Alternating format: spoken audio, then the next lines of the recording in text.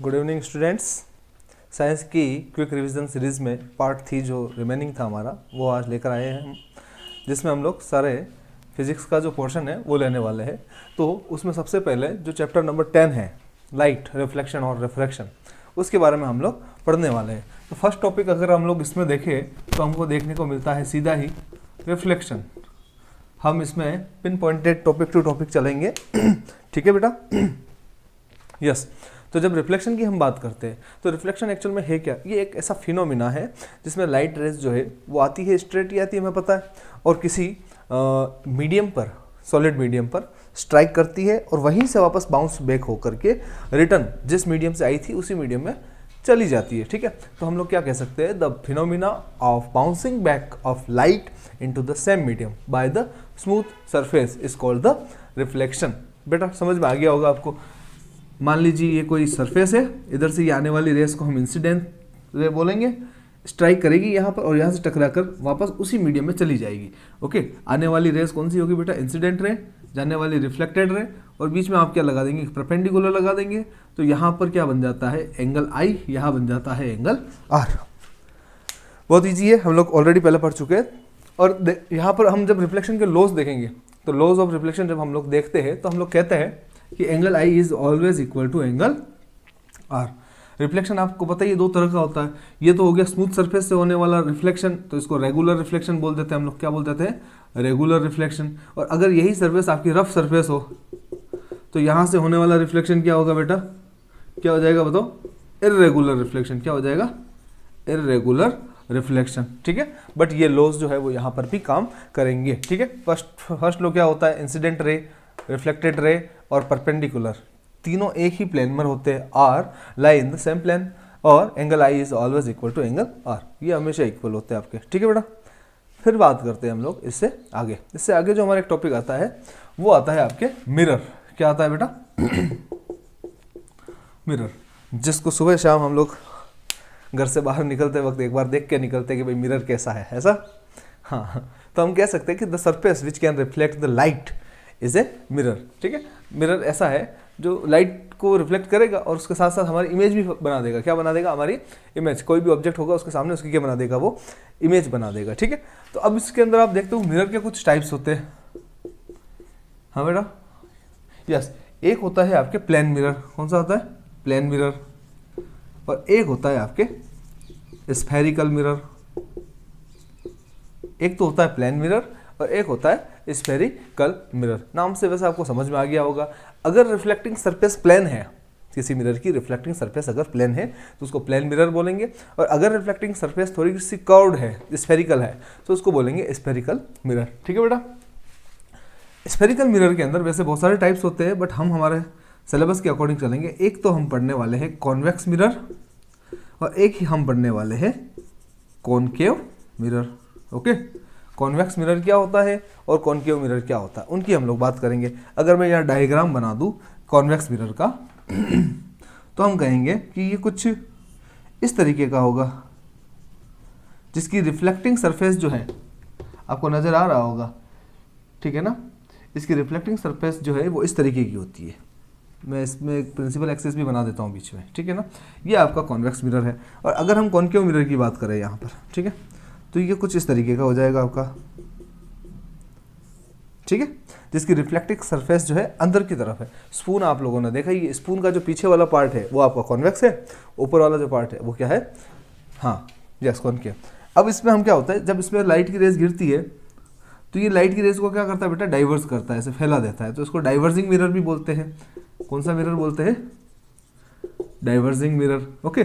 जबकि ये जो कॉनकेव मिरर है ये क्या करता है? लाइट की रेस को एक किसी पॉइंट पर, जिसको हम फोकस पॉइंट बोलते हैं, ठीक है ना, वहाँ क्या करता है?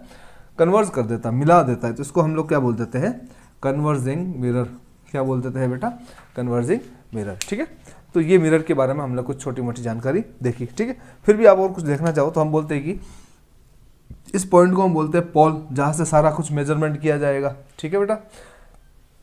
एक होता है सेंटर ऑफ कर्वेचर। चलो मैं एक अच्छा सा डायग्राम बना देता हूँ, थोड़ा सा सुंदर सा, जैसा हमसे बनता है वैसा, ताकि थोड़ा सा आपको ठीक से दिख जाए मिरर। ठीक है? चलिए हम लोग एक डायग्राम में कॉन्वेक्स कॉनकेव दोनों के बारे में देख लेंगे, ठीक है। हमने कहा भाई ये हमने एक स्फेरिकल मिरर बनाया, इसको हमने बीच में से कट कर दिया, ठीक है बेटा, इस तरीके से कट कर दिया। तो हमें पता है इन दोनों का सेंटर तो होगा ही होगा, यहाँ पर होगा। तो इसको मैं बना रहा हूँ कॉन्वेक्स, ये कॉन्वेक्स हो गया और ये हो गया आपका कॉनकेव। तो अब आपको समझ में आ गया होगा, भले ही कॉन्वेक्स हो या कॉनकेव, कुल मिलाकर किसी न किसी स्फीयर का एक पार्ट होते हैं, ठीक है। अब प्रिंसिपल एक्सिस इसके बीच में से निकाल देते हैं ऐसे, ठीक है। थोड़ा सा इसको सेट कर देंगे हम लोग, ये रहा, ये हो गया सेंटर ऑफ कर्वेचर। तो हम बोलेंगे कॉन्वेक्स मिरर में सेंटर ऑफ कर्वेचर मिरर के बैक साइड होता है, जबकि कॉनकेव मिरर में सेंटर ऑफ कर्वेचर मिरर के फ्रंट में होता है, ठीक है बेटा। हम बोलते हैं ये मिरर से सेंटर ऑफ कर्वेचर के जो बीच की डिस्टेंस है, इसको हम क्या बोलते हैं, रेडियस। क्या बोलते थे बेटा, रेडियस। और जी जहाँ से रेडियस मेजरमेंट की जा रही है उस पॉइंट को हम क्या बोलते हैं, पोल। सेम थिंग इधर भी हो जाएगी, ये रेडियस कॉनकेव मिरर की और ये उसका हो जाएगा बेटा पोल हो जाएगा। क्या हो जाएगा, पोल। ये जो बीच में एक इमेजिनरी लाइन हमने बनाई है इसको हम बोलते हैं प्रिंसिपल एक्सिस। क्या बोलते हैं, प्रिंसिपल एक्सिस। फिर बात करते हैं फोकस की, किसकी बात करते हैं, फोकस। तो हमें सीधा पता है जिस तरफ सेंटर ऑफ कर्वेचर है फोकस भी आपका उसी तरफ होने वाला है, ठीक है। तो हमने कहा ये जो मिरर है कॉन्वेक्स, इसका centre of curvature back side है और ये रेडियस है यहाँ से लेकर के यहाँ तक, और इस कॉनकेव मिरर की रेडियस है उसके फ्रंट में आगे की तरफ। तो फोकस का जो रिलेशन होता है रेडियस के साथ वो होता है r/2। क्या होता है बेटा, r/2। तो जितनी भी r है इतनी r है, तो इसका हाफ क्या हो गया आपका फोकस। तो हमने कहा ये इसका फोकस हो गया और यहाँ पर इसका क्या हो गया, फोकस हो गया, ये इसका फोकस हो गया, ठीक है। तो हम बोलेंगे कि जो कॉन्वेक्स मिरर है उसका focus back side the mirror होता है, जबकि जो कॉनकेव मिरर है उसका focus front of the mirror होता है, ठीक है। जब हम कार्टेशियन मेथड में साइन मेथड देखते हैं तब हम लोग बोलते हैं इसको पी पोल मान लीजिए आप। अप साइड वाले सारे जो यूनिट्स आएगी, डिजिट्स आएगी, उनको पॉजिटिव लेंगे और जो डाउन साइड वाली होगी उनको नेगेटिव लेंगे।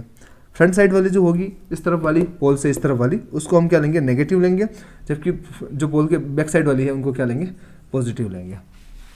तो अब यहाँ पर बात करते हैं कि जैसे अगर एक मिरर की बात करें कॉनकेव, ठीक है ना, तो कोई भी ऑब्जेक्ट जब हम इसके सामने रखेंगे तो पोल के इधर ही आ रहा है, तो ऑब्जेक्ट इस तरफ आएगा तो वो हमेशा नेगेटिव होगा। हमने कहा इसमें भी यही बात है, इधर ही रखेंगे तो u की वैल्यू जो जिसको हम बोलते हैं डिस्टेंस ऑफ ऑब्जेक्ट, u का मतलब क्या होता है, डिस्टेंस ऑफ ऑब्जेक्ट, ये हमेशा सबके लिए क्या होगा, नेगेटिव, क्योंकि उसको हमेशा पोल के सामने की तरफ रखना होगा हमें, रिफ्लेक्टिंग सरफेस के सामने।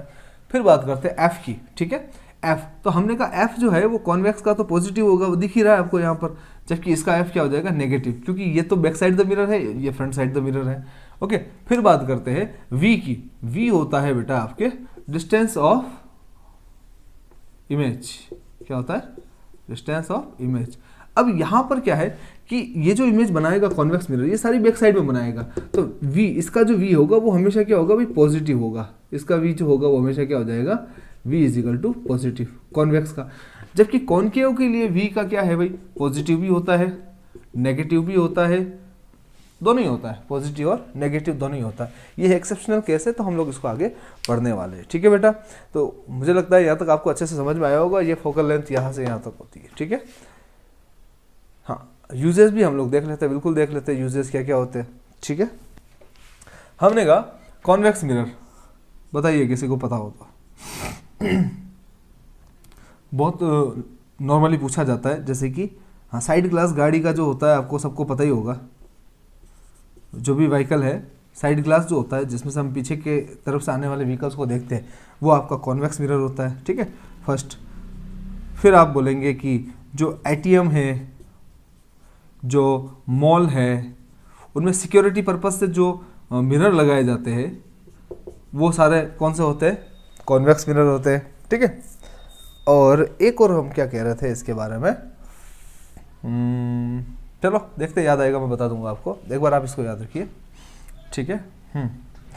कॉनकेव मिरर की जब हम बात करते हैं तो इसके यूजेस है जो कॉमनली पूछा जाता है आपको, वो पूछा जाता है हेडलाइट के अंदर जितने भी व्हीकल्स है उसकी हेडलाइट में होता है। और सेकंड जो इसका है ENT, डॉक्टर्स के पास, ईयर, नोज और थ्रोट, और जो डेंटिस्ट है वो भी, इन सभी के पास जो मिरर होता है जिससे वो अपने इंटरनली ऑर्गन्स की जांच करते हैं, ठीक है ना। वो सारे कौन से होते हैं भाई, आपके कॉनकेव मिरर होते हैं। तो ये आपको थोड़ा अच्छे से ध्यान रखना है, ठीक है बेटा। अब आगे बढ़ते हैं, इससे आगे हम लोग, ठीक है। यूजेस में आपको बता चुका हूँ, यस। इमेजेस भी आप बना ही लेंगे, वैसे ज़्यादा कोई दिक्कत आएगी नहीं, मैं ऑलरेडी आपको सिखा चुका हूँ, फिर भी मैं कोशिश करूँगा बनाने की। समय को देखते हुए बात करते हैं, एक बार हम लोग चलते सीधा रिफ्रैक्शन। अच्छा, मैं आपको एक मिरर फॉर्मूला बता देता हूँ, जो मिरर फॉर्मूला है। मिरर फॉर्मूला में आपको याद रखना है 1/r is equal to 1/v plus 1/u। ये होता है आपका मिरर फॉर्मूला, जिसमें f आपको पता है फोकल लेंथ हो गई, v हो गई डिस्टेंस ऑफ इमेज और u हो गया डिस्टेंस ऑफ ऑब्जेक्ट, ठीक है। और यहाँ पर आपको मैग्निफिकेशन अगर निकालना है तो वो होता है -v/u, या फिर इसी को हम क्या लिख सकते हैं बताओ? हाँ, यस, h' भी इसको आप कर सकते हैं, ठीक है ना, पर अपना काम तो इसी से हो जाएगा, ठीक है। चलिए, तो ये न्यूमेरिकल्स में हमारे काम में आने वाला फॉर्मूला है, ठीक है। अब हम चलते हैं सीधे ही अगले फिनोमिना के ऊपर, जो क्या कहलाता है आपका रिफ्रैक्शन। क्या कहलाता है बेटा? रिफ्रैक्शन। रिफ्रैक्शन, देखो रिफ्लेक्शन में हमने देखा कि लाइट रेज आई, टकराई, स्ट्राइक करी, बाउंस बैक हो गई, बट यहाँ पर ऐसा नहीं होने वाला है। यहाँ पर लाइट रेज आएगी, स्ट्राइक करेगी, बाउंस बैक नहीं होगी, वो उस मीडियम में एंटर कर जाएगी। तो इट मीन्स यहाँ पर 2 मीडियम्स की रिक्वायरमेंट होगी आपको। कितने मीडियम्स की रिक्वायरमेंट होगी? 2 मीडियम्स की, ठीक है। तो हम लोग क्या कहते हैं, रिफ्रैक्शन का सीधा सीधा मीन ये है कि जब लाइट की रेज 1 मीडियम से अनदर मीडियम में एंटर करती है, तो दोनों मीडियम को सेपरेट करने वाली जो लाइन होती है, इमेजिनरी लाइन होती है, वहाँ से वो अपनी जो मेन डायरेक्शन होती है वहाँ से थोड़ी सी बेंड हो जाती है। क्या हो जाती है बेटा? बेंड हो जाती है। इस फिनोमिना को हम लोग क्या बोलते हैं? रिफ्रैक्शन, ठीक है। The bending of light at the interface of 2 different medium is called the refraction, ठीक है। तो इसमें आप लोग देखिए कैसे होता है। मान लीजिए ये कोई ग्लास का स्लैब है, ठीक है, ग्लास स्लैब। तो हमने कहा सॉलिड हो गया, हमने कहा ऊपर की तरफ इसके कुछ नहीं है, एयर है, नीचे की तरफ भी मान लिया कि एयर है। तो हमने कहा कि सॉलिड है तो ये डेंस मीडियम है। क्या है भाई? डेंस मीडियम है, ये डेंस मीडियम है। जबकि एयर कौन सा मीडियम होगा आपका? Rare medium. और ये भी नीचे भी रेयर मीडियम, ठीक है। अब हम बात करते हैं कि मान लिया कि लाइट रेज जो है इंसिडेंस रे ये इस तरीके से आ रही है, ठीक है भैया। हमें पता है कि लाइट रेज की क्या प्रॉपर्टी होती है? लीनियर प्रोपोगेशन, ठीक है, सीधी लाइन में चलना। तो जाना इसको किस तरफ चाहिए भाई?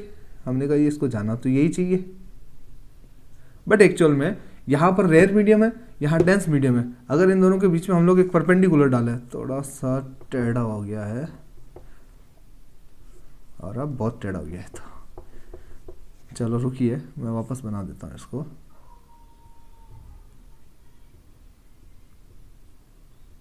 ये परपेंडिकुलर हमने जैसा तैसा डाल दिया है, एक बार आप मान लीजिएगा इसको, ठीक है। तो हमने कहा कि इसको जाना इस डायरेक्शन में था, स्ट्रेट में, बट क्योंकि ये रेयर से डेंस मीडियम में एंटर कर चुकी है, तो ये क्या होगी, इसकी वेलोसिटी थोड़ी क्या हो जाएगी, लाइट रेस की कम हो जाएगी। जब वेलोसिटी कम हो जाएगी तो ये परपेंडिकुलर की तरफ थोड़ी सी मुड़ जाएगी। ओके, ये ऐसे नहीं जाकर थोड़ी सी इधर बेंड हो गई। अब हमने कहा चलो कोई बात नहीं, ये इंसिडेंट रे है, ये आपकी रिफ्लेक्टेड रे है। अगर हमने कहा अब ये मीडियम इस मीडियम से बाहर जाती तो फिर से रिफ्लेक्शन होगा, क्योंकि यहाँ पर सॉलिड मीडियम है ये वाला, और बाहर रेयर मीडियम है। तो हमने कहा देख लेते हैं इस बार क्या होता। पहले रेयर से सॉलिड में आई थी, हमने कहा अब यहाँ पर से इसको जाना इस डायरेक्शन में चाहिए, फिर से इसके ऊपर हम लोग क्या डालेंगे, परपेंडिकुलर। हमने कहा अब क्या हो गया, सॉलिड से रेयर में जाएगी तो वेलोसिटी इंक्रीज हो जाएगी, तो फिर से क्या हो जाएगी, अपने परपेंडिकुलर से दूर चली जाएगी।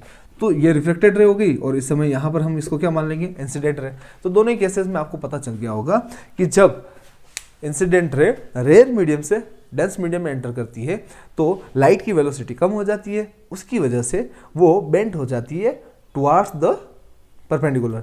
जबकि डेंस मीडियम से रेयर मीडियम में जब एंटर करेगी तब उसकी वेलोसिटी इंक्रीज हो जाएगी, तो फॉर अवे फ्रॉम द क्या हो जाएगा, परपेंडिकुलर, ठीक है। इस फिनोमिना को क्या बोलेंगे बेटा, रिफ्रैक्शन। क्या बोलते हैं? यस, रिफ्रैक्शन, ठीक है। रिफ्रैक्शन में भी लॉ लगेंगे आपके, बता देता हूँ। एक फर्स्ट लॉ तो कॉमन ही है, सेकंड लॉ स्नेल्स लॉ बोलते हैं, जिसको याद रखिएगा आप, स्नेल्स लॉ, कि भाई साइन आई की वैल्यू अपॉन साइन आर की वैल्यू हमेशा क्या होगी, म्यू। आपकी बुक में एन लिखा हुआ, कोई इशू नहीं है, मतलब कांस्टेंट होगी। ये इंक्रीज होगा तो ये डिक्रीज हो जाएगा, ये डिक्रीज होगा तो ये इंक्रीज हो जाएगा। कुल मिलाकर के दोनों की वैल्यू का जो रेशो है वो हमेशा कांस्टेंट रहेगा, बार बार चेंज नहीं होगा, जिसे हम क्या बोलेंगे, रिफ्रैक्टिव इंडेक्स। तो अब चलिए रिफ्रैक्टिव इंडेक्स के बारे में देख लेते हैं।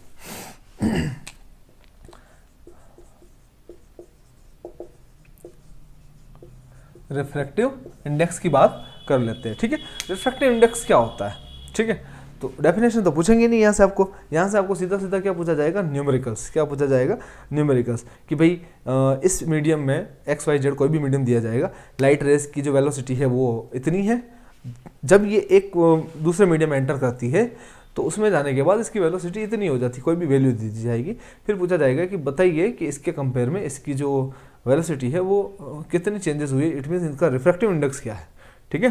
तो रिफ्रैक्टिव इंडेक्स एक्चुअल में रिप्रेजेंट क्या करता है, तो हम बोलते हैं it represent the amount of bending of light when it passes from one medium to another medium. तो रिफ्रैक्टिव इंडेक्स ये आपको क्या करेगा, वहाँ पर वैल्यू प्रोवाइड करवाएगा, ठीक है।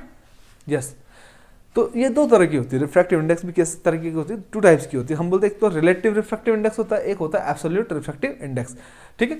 तो refractive index of medium with respect to other medium is called relative. मतलब रिलेशन या कंपैरिजन किसके साथ होगा, किसी दूसरे के साथ होगा भाई, ठीक है। तो उसको हम क्या बोल देंगे, रिलेटिव। एक होगा आपका एब्सोल्यूट रिलेटिव इंडेक्स, सीधा सीधा आप किसकी बात कर रहे हो कि भाई लाइट की जो स्पीड है वो इस मीडियम में इतनी है जबकि वैक्यूम में इतनी है।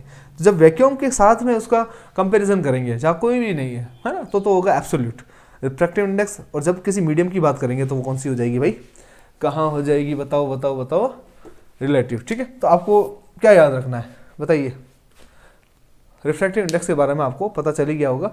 अब एक फॉर्मूला बता देता हूँ मैं आपको, उससे आप क्या करेंगे, इसको आराम से निकाल देंगे। नॉर्मली आपको मीडियम से रिलेटेड बात पूछी जाएगी। क्या पूछी जाएगी भाई, मीडियम से रिलेटेड बात पूछी जाएगी। Yes yes. तो हमने कहा कि आपको अगर कहा जाए कि कोई रिफ्रैक्टिव इंडेक्स निकालिए with respect to, refractive index निकालिए ए की विद रेस्पेक्ट टू बी, ठीक है। ए मीडियम की रिफ्रैक्टिव इंडेक्स फाइंड आउट करनी है विद रेस्पेक्ट टू बी। तो आपको ध्यान रखना है कि बी, दो मीडियम दिए जाएंगे, उसकी वेलोसिटी आपको गिवन होगी। तो हमने कहा जिसको रेस्पेक्ट के लिए बोला है वह लिखा हुआ होगा विद रेस्पेक्ट टू, WRT ऐसे, ठीक है। तो जिसको रेस्पेक्ट देनी है उसको आपको नीचे बिठाना है। तो VB ऊपर क्या लिखेंगे, VA, खत्म बात। और रिफ्रैक्टिव इंडेक्स की जो वैल्यू है वो आपको एक और ध्यान रखना है, अगर आपकी कभी यहाँ पर जो है गड़बड़ हो जाती है तो वो एक से कम नहीं आएगी, नॉर्मली एक से प्लस ही आएगी, ठीक है ना। तो इस तरीके से आप इस फॉर्मूले में वैल्यू पुट करेंगे तो आपको क्या मिल जाएगी, रिफ्रैक्टिव इंडेक्स डिफरेंट मीडियम की मिल जाएगी। ओके, लॉज ऑफ रिफ्लेक्शन आपको समझ में आ ही गया होगा। ओके, अब चलते हैं हम सीधे सीधे किस पर बताइए, लेंस पर। जैसे मिरर पढ़ा था आपने वैसे ही हम बात करते हैं लेंस की। ओके, चलिए लेंस की हम बात करते हैं। क्या होता है, एक ट्रांसपेरेंट रिफ्रैक्टिंग मीडियम है, ठीक है, जो दो सरफेस से क्या होता है, बाउंडेड होता है, ठीक है। अब वो एक सरफेस एक्चुअली में उसमें क्या होनी चाहिए, कर्व्ड होनी चाहिए, तब उसको हम क्या बोल देते हैं, लेंस। दो तरह के लेंस मिलेंगे, एक मिलेगा कॉन्वेक्स लेंस और एक मिलेगा कॉनकेव लेंस। चलिए इसकी भी बात कर लेते हैं। हमने कहा कॉन्वेक्स लेंस मतलब ये, ओके, इसमें बीच में होगा आपके ऑप्टिकल सेंटर। क्या होगा भैया, ऑप्टिकल सेंटर। कॉनकेव लेंस मतलब ये, इसमें भी बीच में क्या होगा, ऑप्टिकल सेंटर। जहां पर हम पोल की बात करते हैं यहाँ क्या आ चुका है, ऑप्टिकल सेंटर, ठीक है। फिर वही बात हो जाएगी आपके कि भाई इस तरफ अगर हम बात करें तो मान लिया इसका ये फोकस है तो इसको F1 बोलेंगे, और जो सेंटर ऑफ कर्वेचर होगा इस वाले का, ये वाला पोर्शन अगर आप बनाना चाहे तो कोई दिक्कत नहीं है, वैसे तो समझ जाएंगे आप। इसको बोलेंगे 2F1, पहले जो आ रहा है उसको पहला नंबर, तो F1 से डबल होता है C, हमें पता ही है ना, R, तो इसको 2F1 बोलते हैं। पीछे वाला जो, क्योंकि डबल साइडेड है ना ये तो इधर भी इसका सेंटर ऑफ कर्वेचर होगा, तो इधर हमने कहा इसका जो फोकस है वो F2, तो इसका डबल हो जाएगा 2F2। सेम थिंग यहाँ कर दोगे आप लोग, F1 2F1 F2 और 2F2, इस तरीके का ये होगा।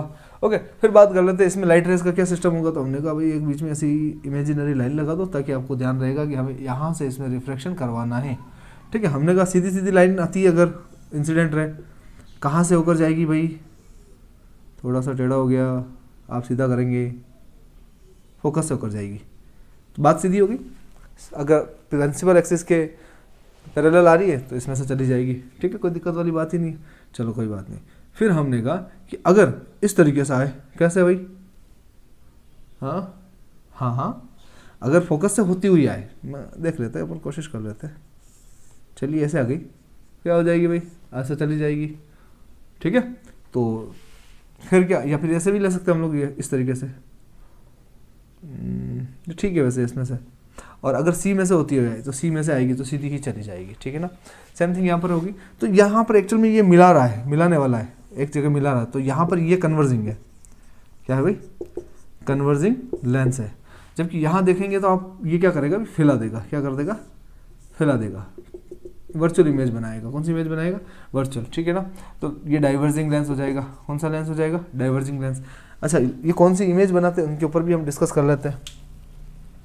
चलिए, अच्छा, कॉन्वेक्स मिरर जो है वो कॉन्केव लेंस की तरह इमेज बनाता है। तो मैंने यहाँ लिखा, चलो, कॉन्वेक्स मिरर और कॉन्केव लेंस, ठीक है। इमेज कौन कौन सी बनाएगा, तो कॉन्वेक्स मिरर और कॉन्केव लेंस जो है ये दोनों ही आपके बनाएंगे इमेज वर्चुअल।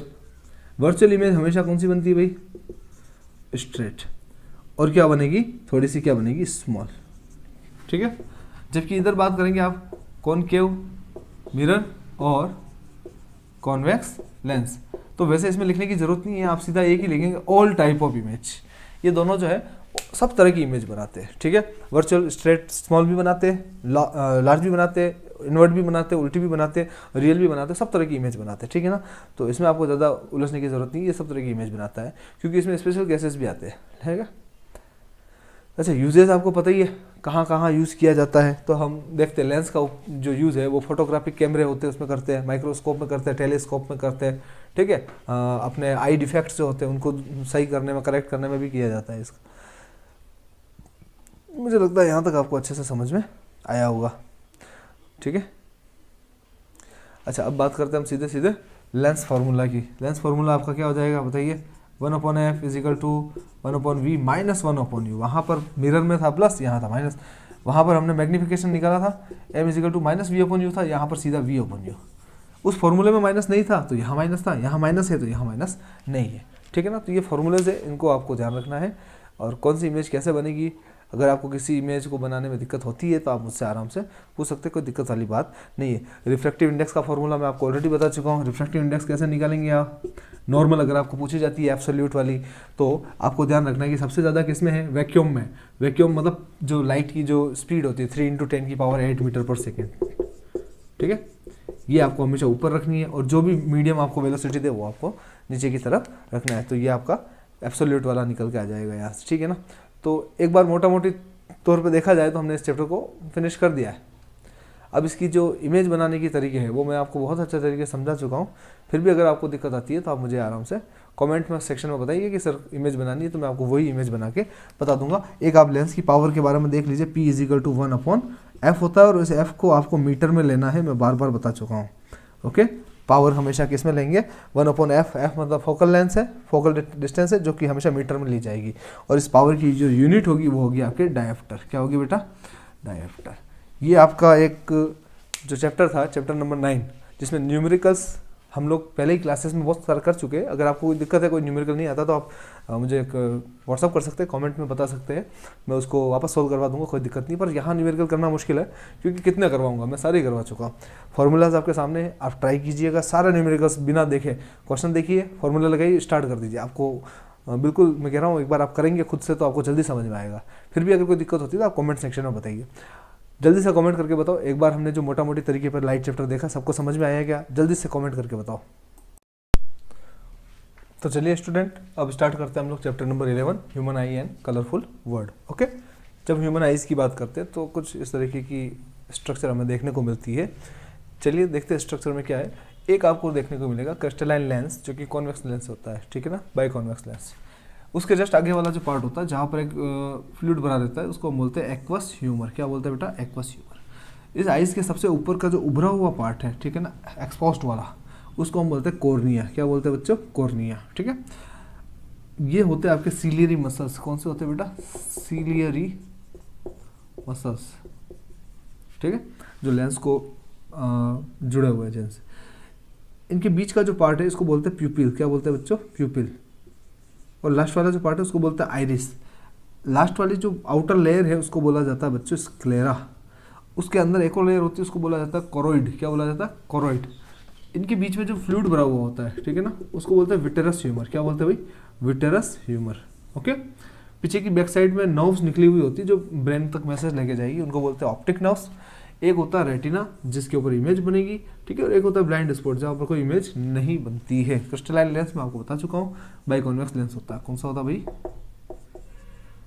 Biconvex lens. ठीक है, इस तरीके की इसकी स्ट्रक्चर होती है। ओके, बात कर लेते हैं इसके ऊपर, थोड़ा बहुत डिस्कस कर लेते हैं क्या होता है। हम बात करते हैं रेटिना। सबसे पहले रेटिना क्या है? लाइट सेंसिटिव एक स्क्रीन है, ठीक है ना, इनसाइड द आइज, जहाँ पर इमेज क्या होगी? फॉर्मेशन होगा इमेज। ठीक है, अब यहाँ पर आपको खास बात क्या होती है? 2 टाइप की सेल्स देखने को मिलती है। एक होती है रोड सेल्स, एक होती है कोन सेल्स। ठीक है, रोड सेल और कोन सेल। अच्छा, रोड का मतलब ये छड़ जैसी शेप ऐसी, और कोन का मतलब आप समझ ही गए होंगे, ये इस तरीके का कोन जो आपकी बर्थडे की टॉपिक होती है ना, वैसे। रोड सेल्स मतलब जो नाइट विजन प्रोवाइड करवाती है लोअर लाइट के अंदर, और कौन सेल्स आपको ज़्यादा लाइट के अंदर देखने में सुटेबल होती है। ठीक है, फिर बात करते हैं भैया कोर्निया की। कोर्निया क्या है? थिन मेम्ब्रेन होती है, ठीक है, जो आइज को क्या करती है बेटा? कवर करती है। ठीक है, फिर क्या करती है? ये एक लेंस की तरह ही काम करती है। इसके अंदर से रिफ्रैक्शन होकर के लाइट रेज एंटर करती है। खास बात क्या है? जब भी आप आई डोनेशन करते हैं तो उसमें आपको कॉर्निया निकाल के ले जाया जाता है। आई डोनेट जब आप करते हैं, कौन सा पार्ट लिया जाता है? कॉर्निया वाला पार्ट लिया जाता है। फिर बात करते हैं फ्लूइड जो इसके अंदर भरा हुआ एक्वस ह्यूमर। ओके, ये क्या है? ये एक स्पेस को फिल करता है, कॉर्निया और आई लेंस के बीच की जो स्पेस है उसको फिल करता है, और यहाँ पर थोड़ी सी मॉइस्चर नमी बनाए रखता है। ठीक है, आई लेंस की बात करें तो कॉन्वेक्स लेंस है, ट्रांसपेरेंट लेंस है, कोई दिक्कत नहीं, फ्लेक्सिबल होता है, जेली लाइक मटेरियल होता है। ठीक है ना, और कर्वेचर जो होता है इसका एडजस्टेबल होता है। ठीक है, by the help of ciliary muscles. ठीक है, इसकी बात करते हैं प्यूपिल। प्यूपिल आपका ये वाला पार्ट जो बीच का एक होल माना जा सकता है। ठीक है ना, इसको हम कहते हैं it is a hole in the middle of iris. Iris वाला पार्ट कौन सा हो गया? ये इसके बीच में जो होल लाइक स्ट्रक्चर है उसको हम क्या बोल देते हैं? यहाँ पर प्यूपिल बोल देते हैं। ठीक है ना, और इसको आप क्या कह सकते हैं? It appears black because light falling on it goes into the ice and does not come back. जो भी लाइट इसके ऊपर गिरेगी वो अंदर चली जाएगी और वापस नहीं आएगी, तो मतलब सारी लाइट को इसने एब्जॉर्ब कर लिया। ठीक है ना, सारी लाइट को एब्जॉर्ब कर लिया, इसलिए आपको कौन सा दिखाई देगा? प्यूपिल ब्लैक दिखाई देगा। ठीक है, सिलियरी मसल्स क्या करती है? तो अभी बात करके आए थे हम लोग कि भाई ये अटैच होती है आई लेंस से। ठीक है ना, और आई लेंस के शेप को मॉडिफाइड कर देती खींचने पर। इसमें जब कंट्रैक्शन होगा तो इसकी फोकल लेंथ इंक्रीज हो जाएगी, एक्सपांशन हो गया, वापस से क्या हो गया? रिलैक्सेशन हो गया, फोकल लेंथ वापस क्या हो जाएगी? चेंज हो जाएगी। आइरिस की हम बात करते हैं, ये रहा आइरिस भाई आपका। ठीक है ना, नीचे वाला पार्ट जो सिलियरी मसल से आगे वाला जस्ट पार्ट है। तो इसके बारे में हम लोग क्या कह सकते हैं कि भाई आइरिस जो है ये भी कंट्रोल करता है अमाउंट ऑफ लाइट, कि कितनी लाइट इसके अंदर एंटर करेगी प्यूपिल के थ्रू होकर के लेंस के अंदर। ठीक है ना भाई। फिर बात करते हैं ऑप्टिकल नर्व्स क्या करते हैं? सिग्नल लेकर जाती है जिसकी भी इमेज बनती है। अच्छा, कॉन्वेक्स जो है वो इमेज कौन सी बनाएगा भाई? उल्टी बनाएगा। कौन सी इमेज बनेगी यहाँ पर? रियल और इन्वर्ट इमेज बनेगी, और उसको सीधी कौन करेगा? ऑप्टिक नर्व ब्रेन के पास लेके जाएगा, ब्रेन उसको सीधी करके देखेगा कि भाई कौन है, रामलाल है, श्यामलाल है, वो सब देख करके बताया जाएगा। ठीक है ना, तो ये क्या होती है भाई आपके ह्यूमन आइज। ठीक है, हाँ, पावर ऑफ एकोमोडेशन की बात करते हैं। यहाँ पर एक क्वेश्चन पूछा जाता है, पावर ऑफ एकोमोडेशन ऑफ आई क्या होता है? तो हम लोग क्या कह देते हैं कि भाई जब हम ज़्यादा लाइट में देखते हैं हमारी आइज अपने आप छोटी हो जाती है, कम लाइट में देखते हैं आइज बड़ी हो जाती है। तो ये क्या है? पावर ऑफ एकोमोडेशन ही तो है। तो इसको हम क्या बोल देते हैं? The ability of the eye's lens to adjust its focal length accordingly to distance is called the power of accommodation. किसी दूर की चीज़ को देखने तो आँखें बड़ी करके देखो, छोटी करके देख लेते हैं हम लोग। पास वाली चीज़ को अचानक से पास आ जाए तो आँख बड़ी हो जाती है, आइज की लेंस आपको पुतली फैल जाती है। तो ये सब एकोमोडेशन होता है। ठीक है ना, पावर।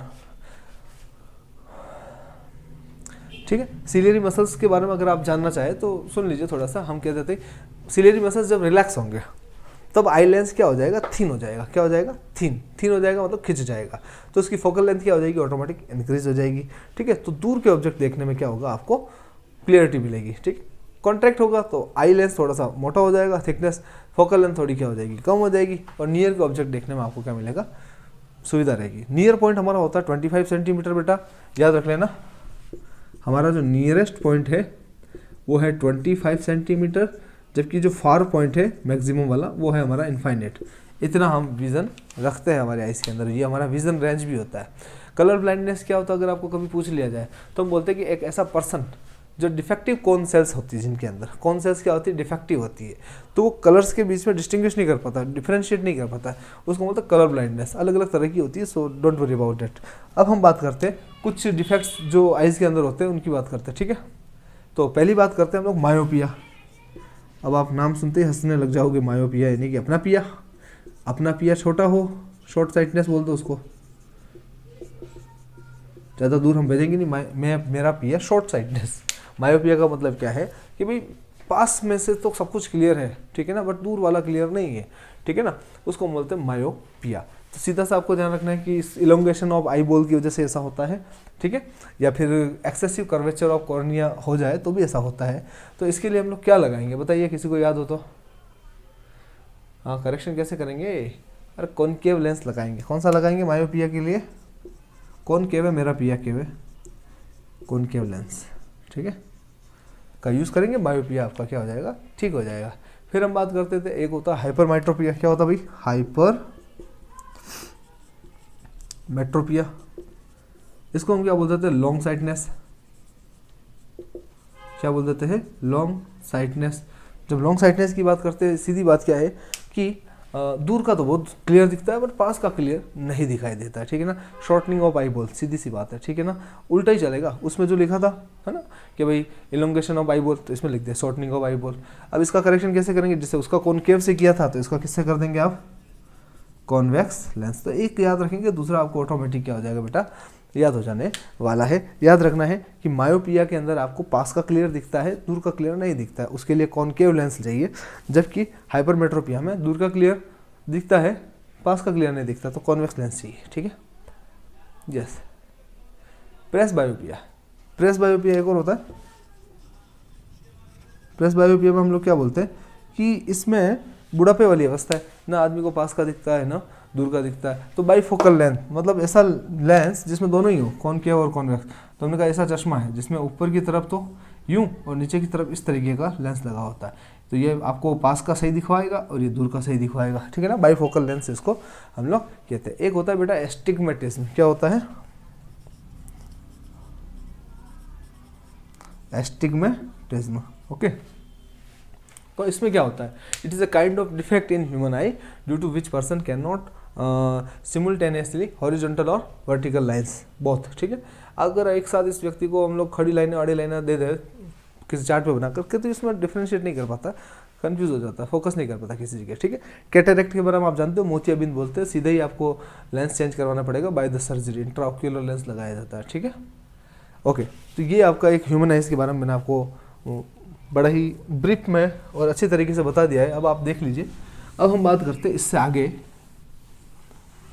आगे हम लोग बात करते हैं रिफ्लेक्शन बाय प्रिज्म। अच्छा, मुझे बताओ जल्दी से एक बार कमेंट करके कि यहाँ तक जो बताया वो सबको समझ में आया क्या? जल्दी बताओ। चलिए अब हम लोग स्टार्ट करते हैं, प्रिज्म के बारे में देखते हैं। तो प्रिज्म क्या है? एक ग्लास का स्लैब है बेटा, ट्राइंगुलर, ठीक है ना। आपने अगर देखा हो तो, नहीं तो अपने स्कूल में लैब है उसमें हमने रखा हुआ है, अगली बार जब आप आएंगे तब आपको ज़रूर दिखाया जाएगा।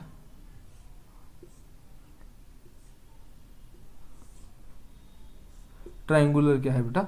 ग्लास का स्लैब है जिसमें जब अब लाइट की रेस, जब इसके अंदर वाइट लाइट की रेस इसमें एंटर करती है, मान लिया ये इस तरीके से एंटर कर रही है, ठीक है ना, तो ये 7 कलर्स में क्या हो जाती है? डिवाइड हो जाती है। किसमें डिवाइड हो जाती है? 7 कलर्स के अंदर डिवाइड हो जाती है,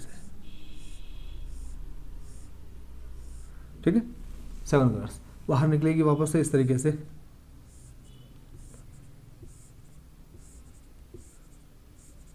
ठीक है। इसको हम क्या बोलते हैं? ये आपका विप ग्योर होता है भाई, आपको पता ही है सारा। तो जब लाइट की रेस स्प्लिट हो जाती है 7 कलर्स के अंदर, वाइट लाइट की रेस, ठीक है ना, तो इस प्रोसेस को हम बोलते हैं डिस्पर्जन ऑफ लाइट। और ये किसकी वजह से हो रहा है? ग्लास प्रिज्म की वजह से, तो इसको हम बोलते हैं dispersion by the glass prism, ठीक है ना। व्हाइट लाइट किससे मिलकर बनी है? ये भी आप जानते हो, 7 कलर से मिलकर बनी होती है। लाइट अलग अलग तरह की होती है। एक होती है मोनोक्रोमिक लाइट, ठीक है, जिसमें सिंगल कलर ही होता है। सिंगल वेवलेंथ वाली लाइट जो होती है उनको मोनोक्रोमिक लाइट बोलते हैं, जिस मान लिया सोडियम लाइट हो गई, ठीक है। एक होता है पॉलीक्रोमेटिक लाइट होती है, ठीक है, उसमें हम बोल देते हैं कि भाई जिसमें मोर देन 1 कलर्स होते हैं, जैसे व्हाइट लाइट हो गई 7 कलर्स होता है। रिकॉम्बिनेशन ऑफ व्हाइट लाइट भी होती है, जिसमें रिकॉम्बिनेशन करके हम बना देते हैं अलग अलग तरीके के व्हाइट लाइट, ओके। अब इसके बाद हम लोग बात करते हैं रेनबो की। किसकी बात करते हैं?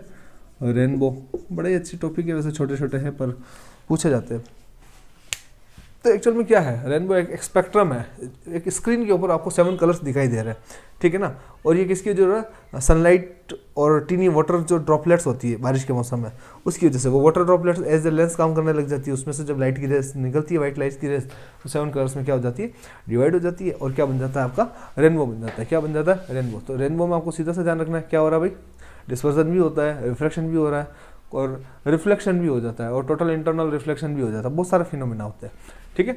तो आपको यही ध्यान रखना है कि सारे फिनोमिना मिल करके आपका रेनबो बना रहे हैं भाई। सन की अपोजिट डायरेक्शन में रेनबो बनेगा, डे टाइम में ही बनेगा भाई, आप ही जान रहे हो, ठीक है। डे मतलब जब सन सिर के ऊपर है तब नहीं बनेगा, जब सन या तो इस तरफ है या इस तरफ है, ठीक है ना, तब बनेगा।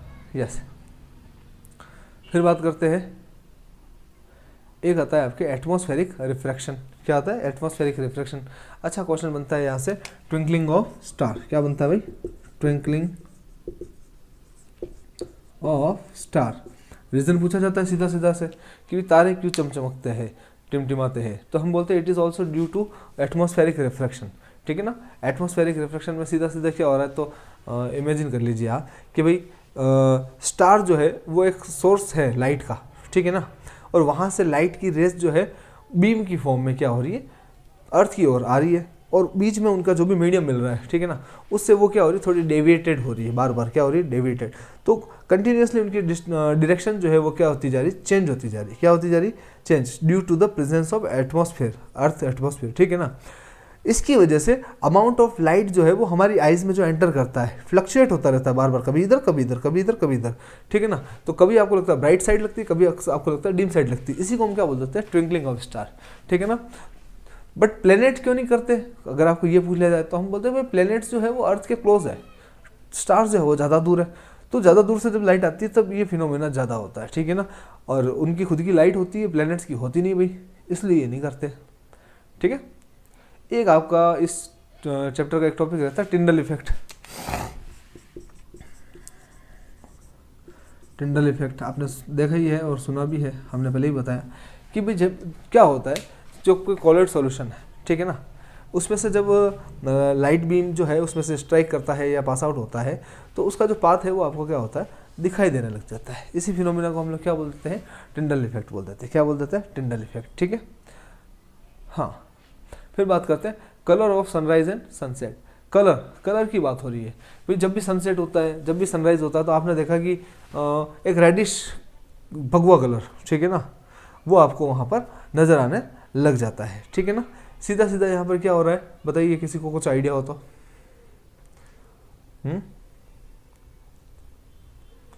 यस, तो कलर सीधी सीधी बात है कि स्पेक्ट्रम डिस्पर्सन हो रहा है यहाँ पर भाई, ठीक है ना, स्पेक्ट्रम बन रहा है। क्या बन रहा है भाई, एक स्पेक्ट्रम बन रहा है, तो इसकी स्कैटरिंग हो रही है, लाइट की क्या हो रही है, स्कैटरिंग हो रही है भी, ठीक है।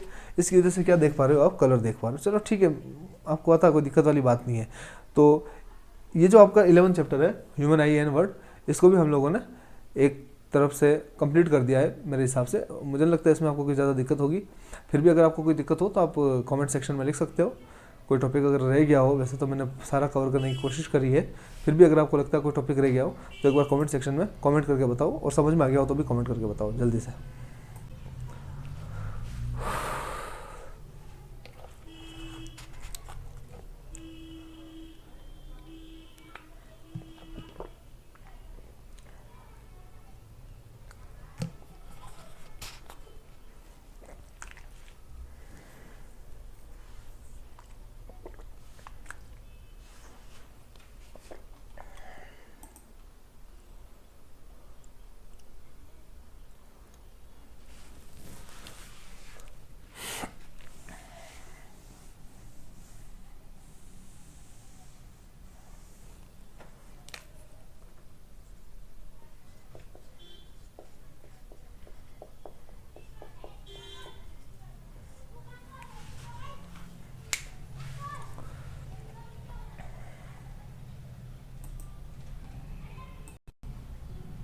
तो चलिए अब हम लोग स्टार्ट करते हैं आपका चैप्टर नंबर 12, इलेक्ट्रिसिटी। इलेक्ट्रिसिटी की हम जब बात करते हैं, ठीक है ना, तो इलेक्ट्रिक करंट सबसे पहला इसके अंदर क्या टॉपिक आता है आपके, इलेक्ट्रिक करंट, ठीक है, इलेक्ट्रिक करंट। जब आप इलेक्ट्रिक करंट की बात करेंगे तो हम कहेंगे the flow of electric charge is known as electric current. भाई किसी भी सर्किट के अंदर, किसी भी कंडक्टर के अंदर जब चार्जेस एक जगह से दूसरी जगह फ्लो होते हैं, इसी को हम क्या बोल देते हैं, इलेक्ट्रिक करंट बोल देते हैं, ठीक है ना। यस, सर्किट आपको पता ही है, कंटिन्यूसली क्या होता है, क्लोज पाथ होता है। यस, हाँ, तो अब इसके लिए आप फॉर्मूला याद रख लीजिए इलेक्ट्रिक करंट का। हमने बोला क्या होता है बताइए, I is equal to q upon t. पर यूनिट टाइम में फ्लो होने वाला चार्ज जो है वो क्या कहलाता है, इलेक्ट्रिक करंट। तो हमने कहा आई क्या है, ये क्या शो कर रहा है, हमने कहा इलेक्ट्रिक करंट को शो कर रहा है भाई। क्यू किसको शो कर रहा है, हमने कहा चार्ज को शो कर रहा है। टी किसको शो कर रहा है, हमने कहा टाइम को शो कर रहा है। तो हमने कहा करंट की यूनिट क्या हो गई, हमने कहा एम्पियर होती है वैसे तो साइंटिस्ट के नाम पर। लेना चाहो तो आप क्या ले सकते हो, चार्ज की यूनिट क्या होती है, हमने कहा कुलाम्ब होती है। क्या होती है भाई, कुलाम्ब, ठीक है। टाइम की क्या होती है, सेकंड होती है। तो हमने कहा कुलाम्ब पर सेकंड भी ले सकते हैं, करंट की यूनिट क्या ले सकते हैं भाई, कुलाम्ब सीबी पर सेकंड, ये भी ले सकते हैं। या फिर हम लोग एम्पियर तो लेते ही है, ऐसा यूनिट जो है सॉरी, ठीक है। अब अगर यहाँ पर Q की वैल्यू पूछ ली जाए आपको, तो हमने कहा Q इज इक्वल टू होता है भाई NE, क्या होता है NE। तो हम ये वैल्यू यहाँ पर भी पुट कर सकते हैं। तो I इज इक्वल टू हो जाएगा NE अपॉन T। N यहाँ पर क्या है, नंबर्स ऑफ इलेक्ट्रॉन्स, ठीक है, जितने भी इलेक्ट्रॉन्स हो, और E यहाँ पर इलेक्ट्रॉन पर चार्ज जो होता है -1.6 10 की पावर -19, ये इसका क्या होता है, चार्ज होता है कूलम्ब। यस, इलेक्ट्रॉन का चार्ज, तो वो वहाँ पर वैल्यू पुट करके हम लोग आई निकाल सकते हैं, ठीक है। एमीटर क्या होता है, तो हमने बोला ये एक ऐसा apparatus है जो इलेक्ट्रिक करंट को क्या करेगा, मेजर करेगा। एमीटर, एमीटर की अगर हम बात करें, क्या है भाई, मेजरमेंट ऑफ इलेक्ट्रिक करंट करेगा। सीरीज में लगाया जाएगा, कैसे लगाया जाएगा, सीरीज में, ठीक है। और इसका जो आप बोलेंगे ना, क्या कहते हैं, रेजिस्टेंस जो है वो क्या होना चाहिए, इसका 0 होना चाहिए। क्या होना चाहिए, 0। 0 होने का मतलब इसके अंदर से आराम से ये क्या हो, इलेक्ट्रिक करंट को जाने दें, तभी तो मेजर करेगा। हाँ, और वोल्ट मीटर की जब हम बात करेंगे तो उसके रेजिस्टेंस के बारे में, तो हम क्या बोलेंगे कि उसका इनफाइनाइट होना चाहिए, ठीक है। यस, चार्जेस क्या होते हैं, पॉजिटिव चार्ज होता है, नेगेटिव चार्ज होता है, ठीक है। यस, फिर आता है एक टॉपिक इसके अंदर आपके इलेक्ट्रिक पोटेंशियल। क्या आता है भाई, इलेक्ट्रिक पोटेंशियल। जब इलेक्ट्रिक पोटेंशियल की हम लोग बात करते हैं तो हम कहते हैं कि the amount of electric potential energy at A point is called electric potential. किसी एक पॉइंट पर उनकी जो इलेक्ट्रिक चार्ज जो है, उसके जो पोटेंशियल एनर्जी है पूरी, वही क्या कहलाती है, उसकी इलेक्ट्रिक पोटेंशियल। और पोटेंशियल डिफरेंस एक वर्ड और आता है, उसके लिए हम लोग बोलते हैं कि दो अलग अलग पॉइंट है, जहाँ पर एक पॉइंट से दूसरे पॉइंट पर, किसमें, चार्ज एरिया में, किसी चार्ज को ले जाने में किया गया जो वर्क होता है वो पोटेंशियल डिफरेंस कहलाता है। तो उसका फॉर्मूला हम क्या बोल देते हैं, V is equal to W upon Q। Okay, V मतलब यहाँ पर V ये माइनस VB या VB माइनस VA हो सकता है, 2 पॉइंट से डेल्टा V ले सकते हो आप चाहो तो हमने कहा किसी चार्ज को ले जाने में किया गया जो काम है एक पॉइंट से दूसरे पॉइंट पर, वही क्या कहलाता है, उसका पोटेंशियल डिफरेंस कहलाता है। क्या कहलाता है बेटा, पोटेंशियल डिफरेंस। और वोल्ट मीटर क्या करता है, इसको मेजरमेंट करने का काम करता है। एक और आता है, वोल्ट मीटर कैसे लगेगा, हमें पता ही है, बताइए, पैरेलल लगेगा, ठीक है, सर्किट के अंदर। फिर होता है गैल्वेनोमीटर, एक ऐसी डिवाइस है जो डिटेक्ट करता है करंट है या नहीं है, ठीक है ना, करंट है या नहीं है, ये डिटेक्ट करने का काम कौन करता है, गैल्वेनोमीटर। फिर बात करते हैं, इसके बाद में आता है ओम्स लॉ। क्या आता है बेटा, ओम्स लॉ। तो जब हम ओम्स लॉ की बात करते हैं तो ओम नाम के साइंटिस्ट ने सीधी सीधी बात कही थी कि अगर फिजिकल जो क्या कह सकते हो कंडीशंस है किसी कंडक्टिव वायर की, सर्किट की, उसको कांस्टेंट कर दिया जाए, चेंज नहीं किया जाए, तो उसमें जो प्रोड्यूस होने वाला जो पोटेंशियल डिफरेंस है वो उसमें फ्लो होने वाले इलेक्ट्रिक करंट के डायरेक्टली प्रोपोर्शनल होता है, ठीक है। और जो फिजिकल कंडीशंस है वो क्या होती है, तो लेंथ हो गया, एरिया हो गया, टेम्परेचर हो गया, ये सारी चीज़ें, ठीक है। तो हमने कहा ओम के according V is proportional to I, proportional हटाने पर V is equal to IR, ये ओम ने बताया था। और यहीं से आप चाहो तो R निकाल दो, R is equal to V upon I, बहुत सारे फॉर्मूले बन सकते हैं, ठीक है। R रेजिस्टेंस है जिसकी यूनिट आप क्या ले सकते हो, वोल्ट एम्पियर ले सकते हो, वोल्ट पर एम्पियर, या फिर इसी की जगह हम क्या लिख लेते हैं, ओम। ओम का ये सिंबल भी होता है, आप ओम ऐसे भी लिख सकते हैं, ओके। रेजिस्टेंस क्या है, एक प्रॉपर्टी है किसी भी कंडक्टर की, जो क्या करता है, फ्लो चार्जेस का जो फ्लो है उसको क्या करता है, रेजिस्ट करता है, रोकता है, ठीक है।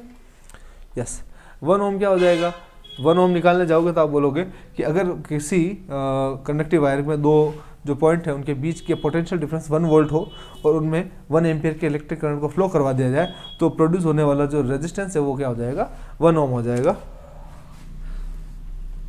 अगर आप V और I के बीच में ग्राफ बनाएंगे तो आपको इस तरीके का पैरेलल ग्राफ देखने को मिलेगा। क्यों, V इंक्रीज होगा तो I भी इंक्रीज होगा, इसलिए, ठीक है।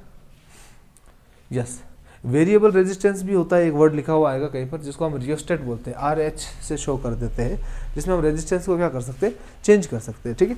अब आपको जो क्वेश्चन पूछा जाता है कभी कभी थ्योरेटिकल क्वेश्चन जो पूछा जाता है उसमें ये पूछा जाता है जो रेजिस्टेंस है वो किस किस पर डिपेंड करता है, ठीक है। रेजिस्टेंस जो है वो किस किस पर डिपेंड करता है, हमने कहा देख लीजिए, R is proportional to L और R is inversely proportional to area, तो R is proportional to L by A, इसको हम ऐसे भी लिख सकते हैं भाई। रेजिस्टेंस जो है वो लेंथ और एरिया दोनों पर ही डिपेंड करता है, और यहाँ से अगर आप इस प्रोपोर्शनल को हटाते हैं तो R इज इक्वल टू रो, इसको रो बोल देते हैं, L अपॉन A होता है, और रो को इधर रखते हैं तो rho is equal to RA upon L होता है, और ये जो रो है भाई इसको बोलते हैं रेजिस्टिविटी, जो ओनली किस पर डिपेंड करती है, नेचर ऑफ मटेरियल। मटेरियल का नेचर चेंज कर दिया आपने तो रेजिस्टिविटी चेंज हो जाएगी, अदरवाइज रेजिस्टिविटी हमेशा सेम रहती है। कॉपर का लंबा वायर था, आपने छोटा कर दिया, रेजिस्टेंस चेंज हो जाएगा बट रेजिस्टिविटी चेंज नहीं होगी। और रेजिस्टिविटी का जस्ट अपोजिट जो होता है वो होता है उसका क्या होता है भाई, कंडक्टिविटी होती है। क्या होती है, कंडक्टिविटी, ठीक है। अच्छा, इसकी यूनिट आप निकालना चाहो तो क्या निकाल सकते हो, हमने कहा इसकी जगह तो आ जाएगा ओम, एरिया है क्या लिख दोगे भाई, मीटर स्क्वायर, नीचे क्या आ जाएगा, मीटर, लेंथ, मीटर से स्क्वायर खत्म, तो इसकी यूनिट हो जाएगी ओम इंटू मीटर, ओम डॉट मीटर, ठीक है। फिर बात करते हैं कि जो रेजिस्टेंस है उनको किस तरीके से हम लोग कॉम्बिनेशन कर सकते हैं। 2 टाइप का कॉम्बिनेशन है, बड़ा ही ईजी है, अब पूरा उसको निकालने की मुझे लगता नहीं ज़रूरत है, सीधा न्यूमेरिकल पूछा जाता है। 2 तरह के होता है, एक तो होता है सीरीज कॉम्बिनेशन और एक होता है पैरेलल। तो हमने कहा सीरीज में क्या होता है भाई, R is equal to R1 plus R2 plus R3 plus dash dash dash RN, कितना भी हो सकता है। हमने कहा पैरेलल में क्या होगा, 1 upon R is equal to 1 upon R1 plus 1 upon R2 dash dash dash plus 1 upon RN, ठीक है। जितने भी रेजिस्टेंस है अगर उनको सीरीज में जोड़ा जाता है तो हम लोग क्या करते हैं, उनको एज इट इज जोड़ देते हैं, तो आपका इक्विवेलेंट रेजिस्टेंस आ जाता है, टोटल रेजिस्टेंस आ जाता है।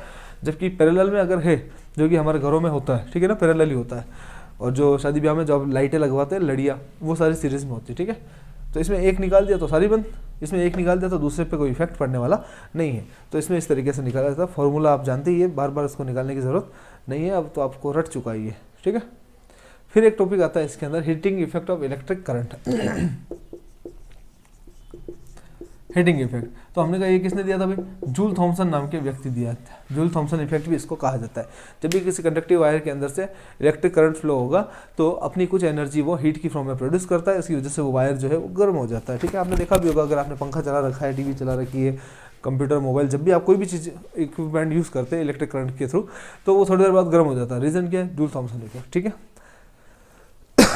तो उन्होंने कहा ये क्यों हो रहा है, तो एक फॉर्मूला दिया उन्होंने, क्या दिया भाई, फॉर्मूला कि भाई जो वर्क है वही एनर्जी में कन्वर्ट हो रहा है, W is equal to v Q.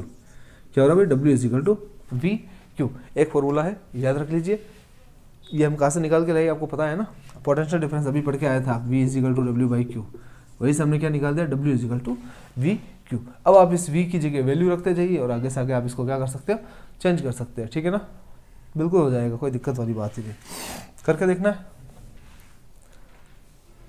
चलिए, हमने कहा चलिए इसको हमने कर दिया, Q की जगह IT कर दिया, तो V is equal to IT हो गया, कोई दिक्कत नहीं। हमने कहा V की जगह IR लिख दिया, IR, तो हमने कहा ये लीजिए I स्क्वायर RT हो गया।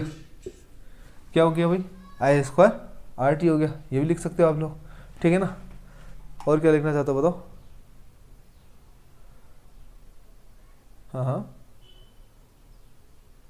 हाँ, एट लास्ट में आप W को किसके इक्वल कर दोगे, P की, तो ये सब किसके इक्वल हो जाएगा, P के। बस खत्म बात, पावर इसी में हो जाएगा। पावर में आपको करना है क्या, अपॉन टी और करना है, क्या करना है भाई, पावर में आपको अपॉन टी करना पड़ेगा, अभी इसको नहीं कर सकते हम, ठीक है, सॉरी। पावर में आपको क्या करना पड़ेगा, W/T करना पड़ेगा। हाँ, तो ये आपका क्या हो जाएगा, H के इक्वल हो गया, हीट के इक्वल। हीट किसके इक्वल हो रही है, वर्क के इक्वल। जितना वर्क करोगे उतना ज़्यादा क्या होगी, हीट होगी। तो ये फॉर्मूला है I²RT वाला स्पेशल फार्मूला, याद रखना। 1 2 3 फार्मूला से आपके न्यूमेरिकल सॉल्व हो जाएंगे, ठीक है। कौन कौन इस पर वर्क करता है, तो जितने भी इक्विपमेंट है, ज़्यादातर तो आप जैसे आयरन प्रेस ले लीजिए, बल्ब ले लीजिए, फ्यूज़ ले लीजिए, सब इसी पे डिपेंडेंट। पावर क्या होता है, ठीक है, हाँ पावर की बात कर रहे थे, तो उनका power is equal to W/T। W हम अभी पढ़ के आए हैं, बस जैसे आपने W की जगह लिख दिया VIT, चलिए T से T खत्म करिए, तो P इज इक्वल टू क्या हो गया, VI। एक फॉर्मूला है, बहुत इंपॉर्टेंट है, याद रख लीजिए। चलिए, यहाँ तक हमने जो पढ़ा है, यह आपका क्या ख़त्म होता है, लगभग इलेक्ट्रिसिटी चैप्टर ख़त्म होता है। एक आप इसमें जो घरेलू यूनिट के बारे में पूछा जाता है, तो आपको ये ध्यान रख लेना 3.6 10⁶ जो है, जो जूल है, वो आपके क्या है, एक यूनिट के इक्वल है, ठीक है ना।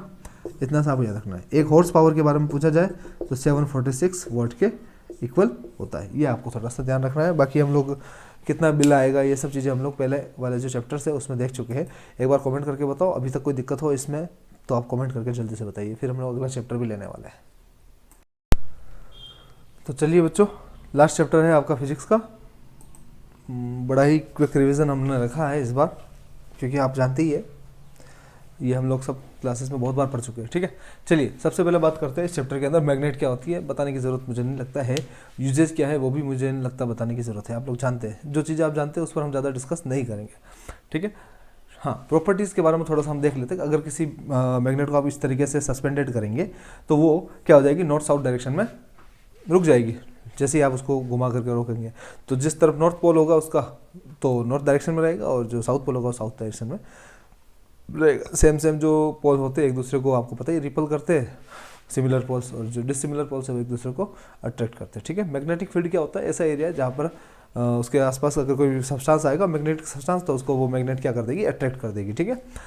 मैग्नेटिक फील्ड लाइंस क्या होती है, तो हमने बोला है कि मैग्नेट के चारों ओर क्या होती है, इन्फ्लुएंस सराउंडिंग क्या होती है, कुछ लाइंस होती है, ठीक है, जो एक एरिया क्रिएट करती है मैग्नेटिक फील्ड, ठीक है।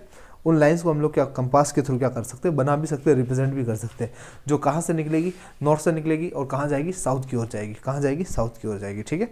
मैग्नेट के अंदर की तरफ क्या होगा, साउथ से नॉर्थ होगा। इमेजिनरी लाइंस होती है, सो डोंट वरी। डायरेक्शन में आपको बता ही चुका हूँ इसके बारे में।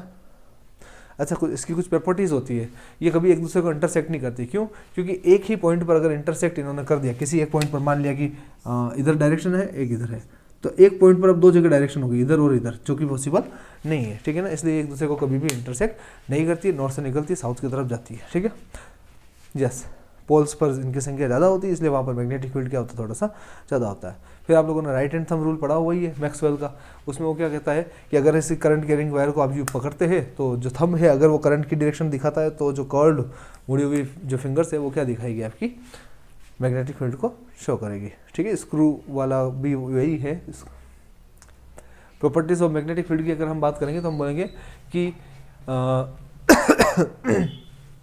The magnitude of magnetic field increase with the increase of electric current. Current बढ़ाओ, मैग्नेटिक फील्ड बढ़ जाएगा। कोयल के अंदर आप क्या कर सकते हो, जितने ज़्यादा टर्न्स बढ़ाओगे इलेक्ट्रिक फील्ड बढ़ जाता है ना। ये चीज़ आप लोग जानते हो, कोई दिक्कत वाली बात नहीं है। यस, बाकी हम लोग पढ़ चुके हैं। जहाँ आपको दिक्कत होगी मैं वही चीज़ें इस पर डिस्कस करने वाला हूँ, ठीक है। यस, सोलेनॉइड आप जानते हो क्या होता है, हाँ यस। सोलेनॉइड का मतलब क्या है, solenoid is the call with many circular turns, ठीक है, जो कि इंसुलेटेड कॉपर वायर से क्या होती है, व्रैप्ड होती है एक दूसरे के प्लस चिपकी सिलेंडर के शेप में, उसको क्या करता है, लिपटा जाता है, ठीक है। तो करंट कैरिंग जो सोलेनॉइड होती है वो सिमिलर पैटर्न बनाती है मैग्नेटिक फील्ड का, जैसे कि बाहर मैग्नेट में नहीं बनता नॉर्थ से साउथ की ओर, उस तरीके से उसमें पैटर्न बन जाता है। तो एक एंड जो है उसका नॉर्थ पोल की तरह काम करता है, दूसरा एंड जो है उसका साउथ पोल की तरह काम करने लग जाता है। इलेक्ट्रोमैग्नेट आप जानती है क्या है भाई, कच्चा लोहा जो होता है वो उसमें रखा जाता है, कोई लोग इंसुलेटेड वायर उसके ऊपर लिपट दी जाती है सॉफ्ट आयरन के ऊपर, और उसमें जैसे इलेक्ट्रिसिटी फ्लो करते हैं तो एक तो मैग्नेटिक फील्ड क्रिएट होता है और उसकी वजह से आप इलेक्ट्रोमैग्नेट बन जाता है। वो इलेक्ट्रोमैग्नेट का यूज़ हम लोग बहुत सारी जगह पे करते हैं, बहुत पावरफुल होती है, जितने ज़्यादा टर्न्स हो गए उसकी पावर बढ़ाई जा सकती है, घटाई जा सकती है। फ्लेमिंग का लेफ्ट हैंड रूल आपको आना चाहिए, ठीक है। फादर मदर चाइल्ड, सीधी सी बात है। फोर्स क्या होगा, फोर्स, मैग्नेटिक फील्ड और करंट, ठीक है, इस तरीके से। बस इतना सा याद रखना है, इससे आप उसको पूरा ही लिख देंगे। जो आपके इलेक्ट्रिक मोटर्स है आपने देखा ही होगा किस पर काम करती है, आपके फ्लेमिंग के लेफ्ट हैंड रूल पे काम करती है, पढ़ चुके हम लोग कैसा है। और जनरेटर्स जो है वो किस पर काम करते हैं बेटा, राइट हैंड रूल पर काम करते हैं। किस पर काम करते हैं, राइट हैंड रूल पर काम करते हैं। राइट हैंड रूल में क्या हो जाएगा, यहाँ पर फादर मदर चाइल्ड की जगह यहाँ पर मैग्नेटिक फील्ड है ही है, यहाँ पर आपके करंट ही है, यहाँ पर मोशन आ जाता है। क्या आ जाता है बेटा, मोशन आ जाता है, ठीक है।